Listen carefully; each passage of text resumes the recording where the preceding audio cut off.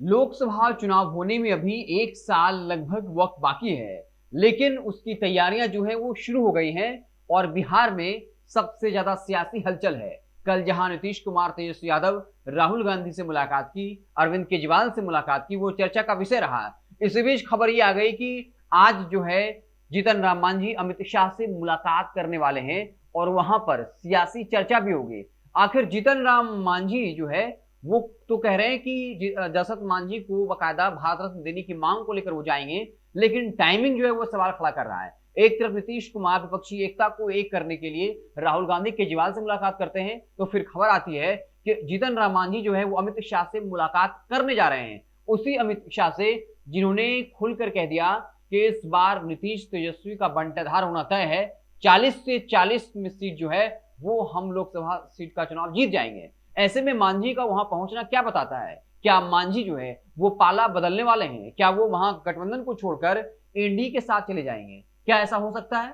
हमने आपको खबर बताया था पिछले दफे जब उन्होंने राष्ट्रपति से मुलाकात की थी, तब भी हमने इस बात का जिक्र किया था कि वो राष्ट्रपति से मिलना चाहते थे, लेकिन प्रधानमंत्री कार्यालय ने कहा कि आप अमित शाह से मिलिए, जिसके बाद अब वक्त मिला है और जीतन राम मांझी जो है अमित शाह से आज मुलाकात करने पहुंचेंगे और वहां पर स्वाभाविक तौर पर सियासत को लेकर चर्चा होगी। आखिर मांझी जो है वो पाला क्यों बदल रहे हैं, हम वो आपको बताएंगे। उससे आपको पहले बता दें कि बीते दिन ही जीतन राम मांझी ने खुले मंच से नीतीश कुमार पर हमला किया और पीएम मोदी की प्रशंसा की और ये कह दिया कि पीएम आवास का जो पैसा आता है, 100 में से 90% घर जो है वो अमीरों के ही बनते हैं, सिर्फ 10% जो गरीब लोग हैं उनको घर मिल पाता है और उसमें भी बाकायदा पैसा लिया जाता है, करप्शन है। और मैं सीना ठोक के कहता हूं कि नीतीश कुमार में ईमानदारी है तो इस बात की जांच करा लें। उस वक्त ये साफ हो गया था कि जीतन राम मांझी जो है वो अपना पाला बदलने वाले हैं, नीतीश कुमार पर हमलावर होंगे।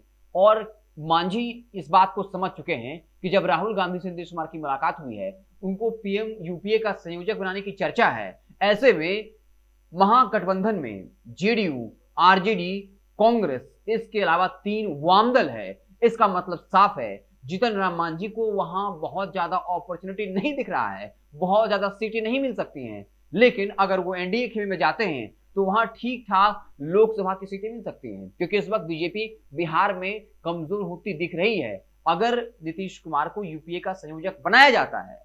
और इसलिए जीतन राम मांझी जो है उन्होंने मौके का फायदा उठाया है। वो पहले पीएम मोदी से मिलना चाहते थे, अब आज अमित शाह से मिलेंगे और वहां इस वक्त में वो इस बात को समझते हैं कि बीजेपी के साथ उनकी ठीक ठाक सीटों को लेकर चर्चा हो सकती है, कुछ और अवसर मिल सकते हैं। और आपको तो याद ही होगा, जीतन राम मांझी ने कहा था कि मेरा बेटा जो है वो पीएचडी है, ज्यादा पढ़ा लिखा है। ज्यादा पढ़ा लिखा होने का मतलब है कि तेजस्वी यादव नौवीं फेल हैं, वो कम पढ़े लिखे हैं, हमारे बेटे में भी काबिलियत है मुख्यमंत्री बनने की। तो क्या जीतन राम मांझी अपने बेटे को डिप्टी सीएम बनाने के लिए अमित शाह से मिलेंगे या फिर लोकसभा की कुछ सीट ज्यादा मांगेंगे?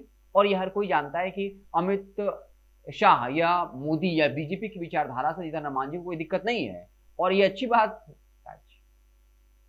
और सबसे दिलचस्प बात यह है कि जिस राम के नाम पर बीजेपी राजनीति करती है, उसी राम को जीतन राम मांझी जो है वो काल्पनिक बता चुके हैं। लेकिन फिर भी हो सकता है इसमें कोई बड़ी बात नहीं हो, राजनीति में कोई विचारधारा नहीं होता है, कुछ नहीं होता, बस होता है मौके का फायदा उठाना।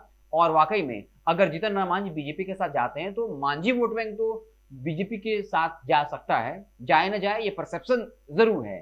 तो जीतन राम मांझी जो है वो क्या अपने बेटे संतोष सुमन को डिप्टी चीफ मिनिस्टर बनाना चाहते हैं या फिर लोकसभा की ज्यादा सीट चाहते हैं? क्या उनको इस बात का आभास हो गया है कि जब आरजेडी, जेडी, कांग्रेस एक साथ आएगी तो हमारे लिए ज्यादा अवसर वहां नहीं है? और बीजेपी क्या मांझी को इसलिए अपने साथ लाएगी क्योंकि आपको याद होगा, जीतन राम मांझी और चिराग पासवान दो ऐसे नेता हैं, उन्होंने अगर नीतीश कुमार के खिलाफ हमला बोलना शुरू किया तो फिर नीतीश कुमार को डिफेंड करना मुश्किल हो जाएगा। और जीतन राम मांझी का वो बगावत वाला रुख हर कोई देख चुका है।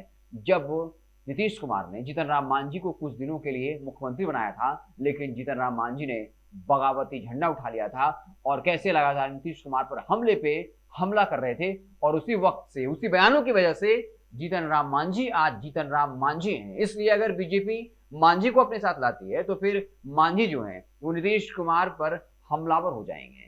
और अगर जीतन राम मांझी हमलावर होंगे, वो दलित समाज से आते हैं, इसलिए जेडीयू, आरजेडी भी काउंटर पलटवार करने से बचेगी और बीजेपी के लिए ये फायदे का सौदा होगा, क्योंकि बीजेपी इस बात को समझ चुकी है कि अगर नीतीश कुमार के यूपीए का संयोजक बना दिया जाता है तो फिर बिहार में हमारा पत्ता गुल होना तय है। क्योंकि स्वाभाविक तौर पे अगर नीतीश कुमार को जो है पीएम का उम्मीदवार बनाया जाता है तो फिर बिहार के लोगों में एक सेंटिमेंट जगेगा, ये मैसेज जाएगा कि पहला ऐसा कोई नेता है बिहार का जो देश का प्रधानमंत्री बनेगा। अगर नरेंद्र मोदी प्रधानमंत्री बन के गुजरात में बाकायदा महाराष्ट्र के जो ठेके हैं या महाराष्ट्र की कंपनियों को उठाकर वहां अगर ले जा सकते हैं तो फिर बिहार का भी कायाकल्प हो सकता है। तो कुल मिलाकर इस वक्त जीतन राम मांझी की अपनी जरूरत और बीजेपी की अपनी मजबूरी क्या कोई बड़ा गुल खिलाएगी? क्या जीतन राम मांझी की पार्टी को कोई बड़ा जो है ऑफर मिलने जा रहा है? ये तो आने वाला वक्त बताएगा। लेकिन आज जीतन राम मांझी की मुलाकात अमित शाह से होनी है, क्या कुछ होगा